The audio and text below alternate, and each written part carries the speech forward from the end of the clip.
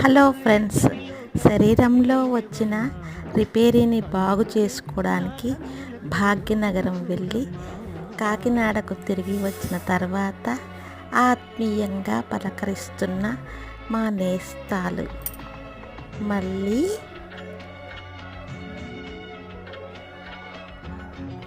మొక్కల పండుగ నిండు వేసవిలో ఎన్ని ఆకుకూరలు, ఎన్ని పువ్వులు, ఎన్ని కాయలు, ఆత్మీయ పలకరింపులు.